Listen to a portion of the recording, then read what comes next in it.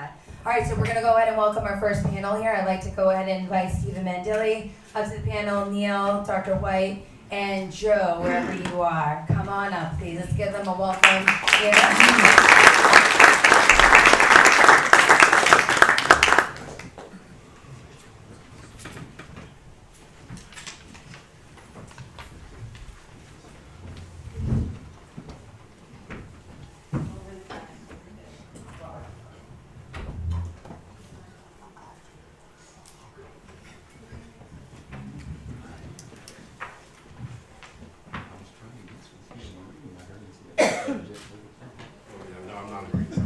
Thank you. We got one here.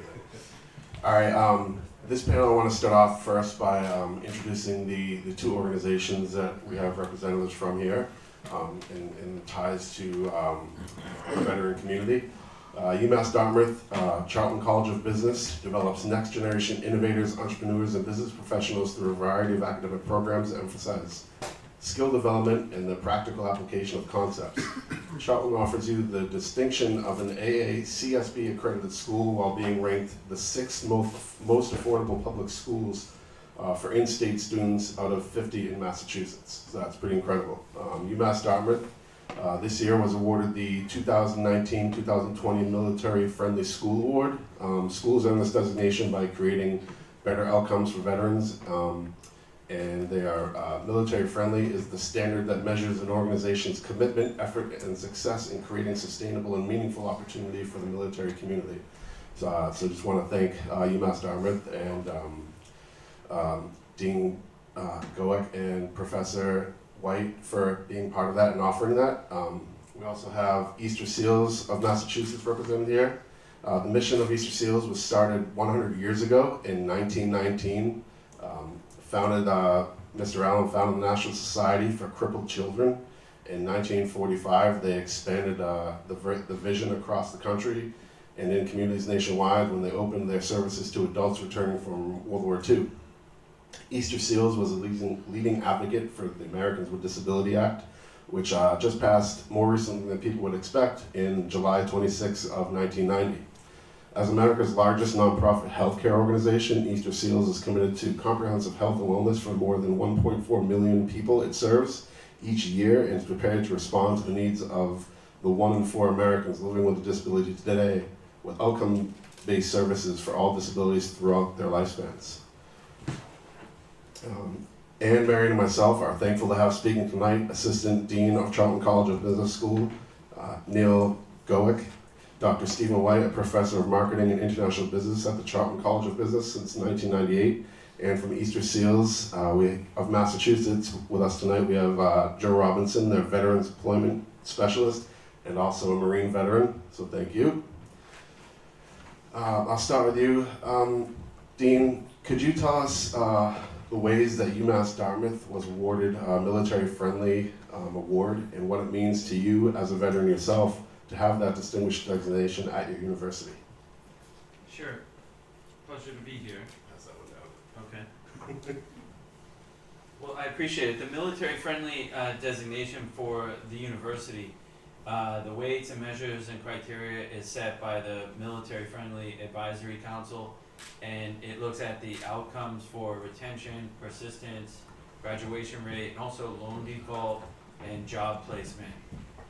What it means for us here more locally with the staff and faculty and administrators here on campus is it's about opportunities. It's about opportunities for the veterans and their spouses. Student Affairs has a specific orientation for veterans and incoming veterans where they get to meet the other new incoming veterans and the veteran faculty and the veteran staff. And so it really helps them on board. There's special student affairs programs to help them with specific needs for whether it be financial aid or counseling or service specific to their needs. There's also here, not everywhere, but on this campus, we have a student veteran liaison, and we also have a student veteran student club. And so besides that, having their orientation, they also have a dedicated space in the library for a veteran and there is a veteran club. I think I already mentioned that. And what it means to me, it's great. I mean, as a veteran myself, I can look out and be like, oh, that one's a veteran, and that one's a veteran. So it's really special to me to see more veterans here on campus, and just really glad to be here. Thank you. That's great.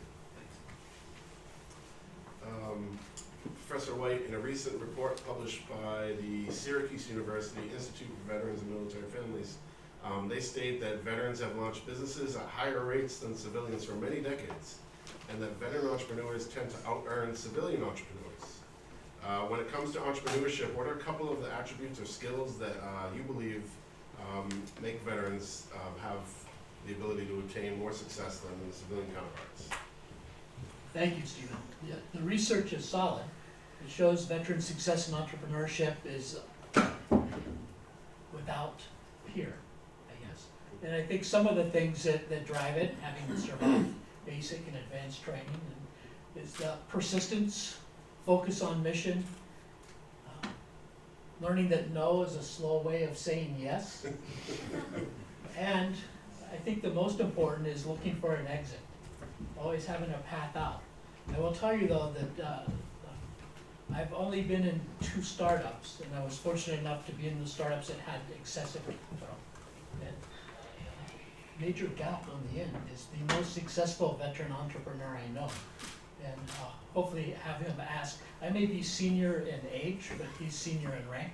And if you want to talk about experience going from concept to delivery against all odds, he's your guy. But that's the same thing I see in my fellow students and other veterans, is there's no obstacle you can put in front of them that they cannot ultimately overcome. Awesome, thank you. Yeah, currently when you hear about veterans in the media, there's a lot of focus on, being broken or injuries and stuff like that, and hear a lot about the amount of veteran suicide, all the tragic and unfortunate things that happen to our community.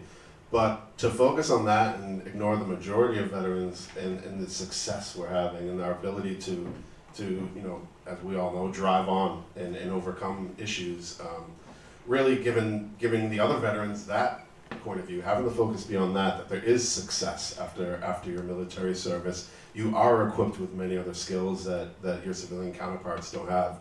It's something that should be very attractive to this new cannabis industry, as well as every industry, but it's something that we carry with ourselves, that training, and that, I mean, we just have this attitude that, we got it trained out of us, the ability to quit or give up. Like there's no doing that. There's always a way. Like you said, it's a slow yes. Like go through all those no's and find that yes, it's there. So thank you. Oops. Mr. Robinson, Easterseals is known for their employment programs and job training for veterans. Could you tell us, the qualifications for these benefits and what signing up gets those veterans access to? I want to thank you for inviting me, first of all, tonight. Easterseals, we launched our veterans program about a year and a half ago.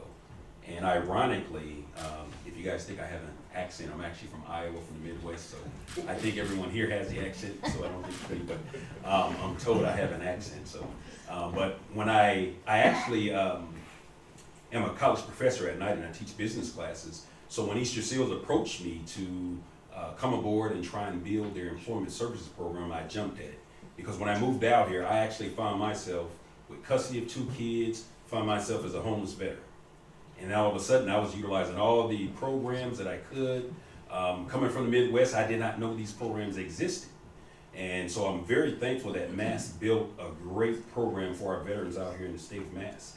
And I told some of the politicians, I was doing a speaking engagement, and I told them that you guys don't realize all the different programs, and even launching in the cannabis industry, that the opportunities that it's going to give the veterans. So some of the programs that we offer at Easterseals, homeless veterans, we work with them day in and day out. We find them when they're destitute, they're on their last leg. I'm pretty sure, as Steve said, there's 20 veterans a day that commit suicide. 20 veterans. So it's kind of mind-boggling. So when I get those veterans and I meet them, they're on their last leg. They need housing, they need supportive services, they need educational benefits, and for the most part, they don't even know, or they're not even aware that these programs and these services exist. So what we do is we enroll them, we try and help them find housing initially, we try and get them in a stable environment, we try and put them with supportive services, whether it's mental health needs, et cetera, and then we try and find them employment. And so what I like to tell the veterans that I work with is kind of, I remind them of the day that they graduated from basic training. And we all can attest, the day we graduated basic training was probably one of the best days of our lives, because 90% of Americans have not completed basic training, but we have. So I kind of remind them of that feeling when they heard the sound dismissed on the stage and they walked off, and they look at me and they'll start smiling because they remember it, but they haven't remembered it in years.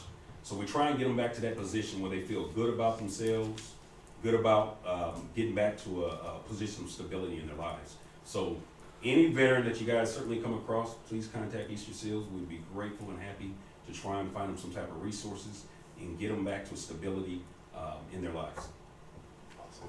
Yeah, you mentioned something huge there with something I totally forgot about with, graduating basic training. And then you go through, 2 months of being told you're the lowest form of life there is, and you're never going to succeed, and then you walk across that stage and you get you're done and your training's done and they say dismissed, and you're ready to take on the world. Like there's no more confident time than graduating from basic training and your advanced training. So yeah, that was great to bring up. Thank you. I would also like to know from each of you, whoever would like to field the question, programs that you can recommend for veteran entrepreneurs, and a piece of advice that you could really give to any entrepreneur. I think it goes, we're all the same starting off. So pieces of advice or recommendations you have for any veteran or anybody. There's a veteran program. It's called Boots to Business. It's a really great 1 or 2 day like boot camp, and it's offered around the state. They bring in guest speakers from various specialties to help all different stages of planning and entrepreneurship.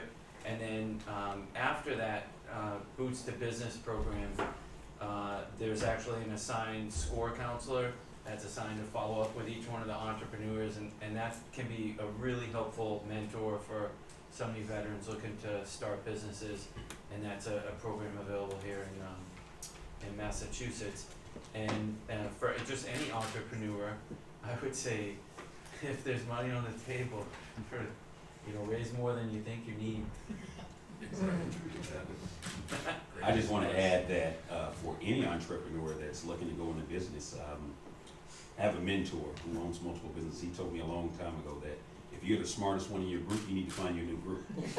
So with that being said, surround yourself with individuals that know what you don't know. And don't try and take on everything. We can attest as being veterans that we like to know everything, and we like to take on everything, and we like to complete the mission. And so what we have to do is, if you're looking and going in business, just make sure you learn your craft. Learn it. It'll save you a lot of time and a lot of headaches versus losing money. Now, there's a great deal of learning out of losses, but it's better and beneficial if you can create some profitability instead of the losses. So as I said, just make sure that you're not the smartest one in your group all the time, and constantly network with the more like minds. I'd like to thank our panel here. And how we doing on time? Good? Ooh, if it's good, let's keep it like another 1 or 2. All right, yeah. I started from a weird starting point. I say weird, it's uncommon, where I was, in bed for pretty much 10 years after getting injured and just on these medications and thinking, life's over, hating everything, having no clue on how to get past, a diagnosis of, just take these medicines and you've earned this, don't worry about anything anymore. And it was kind of like, it works for a little bit, but then there's no purpose, and thinking like, I've tapped out my max here and I don't know what to do. But fortunate for myself, I had an incredible support team of my family. I had kids that were now, I'm looking at them and I'm thinking to myself as a father, like, what can I teach my kids while I'm sitting here doing nothing? And that was one of the biggest motivators for me after getting off of all the medications and everything, and just the whole idea of not knowing where to start, so not starting, it's a trap. So I was like, I don't know what to do, but I know doing something will get me closer to where I want to be than doing nothing. So for me, it was just going out, telling my story, being loud, trying to find out, what's the process for making change. Not having any idea. I mean, like I said, I had given up. I tried to commit suicide. And then it was like, okay, well, if you want to make change, it's got to be done legislatively. If you want to help veterans, you've got to reach out to them. So that was where I started. I was like, okay, got my mission. Like he said, got my mission. I got to go and complete this now. To starting off nowhere near there, then going to running for office and winning the position of selectman in my town and getting a bill drafted and written up that everyone here, you can go to the Massachusetts legislative website and you can look up your legislator, your state rep and your senator's names. You can give them a call, let them know you're one of their constituents and you want them to sponsor and support this bill. That'll help the mission of helping veterans, and like we say with the Cannabis Advancement Series, to give more than thanks. To just, we get thanks, and this is not what we're looking for. It's not the reason any of us ever joined. It was to serve, and we're still serving. And we just want, some action. Like I know some members of the audience have already called their legislators and told me it's taken less than a minute, and that they were shocked, and it was like, yeah, there's nothing. It's not something that difficult. It's just taking that action, and that's I think that's one of the most important things is you're going to get closer to where you want to be by taking action, and not getting stopped by being told no a bunch of times. It's out there, so thank you everyone here. Thank you to our amazing panel members. What's that? Oh yeah, we've got some Q&A time. All right. One or two. Anybody have? Sure. Stephen, thank you for the work that you do. Thank you all for your service. A member of my family that this former Marine took his life in the last year, so thank you very much. Stephen, for you in particular, I'm very interested in the applied treatment space of psychoactive substances for the veteran subset. Obviously, you're very familiar with that. One question that I do have, and this is kind of more general to the space, how important do you feel going forward is the push toward decriminalization now that we are ideally at a critical mass for the legalization across the state? We now have a majority of states that have at least adopted medical use. When does the pendulum shift and swing to the side that we begin to focus on decriminalization to create equity not only within the criminal justice system, but also for the people that are impacted the most? I'm just interested on your thoughts in that realm. Sure. So, while acting locally, we're thinking, globally, thinking nationwide, and there's current piece of legislation, I believe it's called the MORE Act, which would take cannabis off of the list of scheduled drugs. So doing that, making it's decriminalization right there. It's no longer a crime because it's not a substance that's listed on any sort of schedule. And the whole reasons for putting it on there before were not based in science, but based on fear, skepticism, and a way to try to control people. So yeah, like I say to a lot of others, we're fortunate to be in a state that has both medical and recreational. We're fortunate to be in a state that does have one of the top-rated veterans hospitals in the country, and we'll get pushback sometimes from some of the negative things I'll say, and it's like you've got to remember that we may have it here, but there's veterans in every state. There's people hurting. There's people that need healing in every state. So yeah, we might have like a little win here, but the battle's not over. There's still a lot to do. So it's I was down in DC recently, and we were there asking members of Congress there were 6 priorities. Cannabis was one of them, and just letting them know about these things, and to we have this idea here that everyone knows. They don't know. Like, it's not on their radar. They're not being told. And I got a reply from one of the members of Congress saying, what's the cost of this? Like, how are we going to pay for this? And I'm like, that's the cost of war. That's the cost, that you guys, it should be covered. I don't know, I did totally caught me off guard. I'm like, that's an interesting question, the cost. Like, all right, well, you know, we have all these veterans dying, we have all these people dying, we have this stigmatization on something. We have, you know, but you get these other medications or these other substances that can out there and kill. But also trying to tell them not to stigmatize those, because that will make it even harder for people that need those drugs to get those. So it's really, ideally it would be that we would have, you know, we would decriminalize all drugs. And, you know, there's a lot of talk about safe injection sites and stuff like that. And you hear, well, oh, you know, not, but that's the point where you get to talk to those people. And then you plant that seed of, you know, we care about you. And someone, they don't, you know, we go around, you know, all of us here, we're fortunate. Everyone looks beautiful and handsome and everything, but these are people that have been living on the streets and living in the alleys and just thinking so low of themselves. And just let them know, like, I care about you. Like, I hope I see you back here tomorrow and we can continue our conversation. So, in a nutshell, for decriminalization, it's still pushing forward. It's pushing those acts that are out there, like the MORE Act, and getting this plant decriminalized for all the terrible things it's doing to us. You know, like it's out there. It's out there selling guns, and it's out there, you know, stealing our cars. I mean, it's a plant. It's not doing anything bad. It's like everything else. It's the user and how they're using it or what they're doing with it. So I hope I answered your question. No, that's wonderful. Thank you. One more. Yes, ma'am. Hi, I was just wondering, can you repeat the name of the bill that has the qualifying conditions for vets? Yes, that is Bill HD 4552. It's up on the state's website. I can read that off really quick. It's masslegislator.gov/search/find my legislator. And you type in the address, it will give you your senator and your state representative.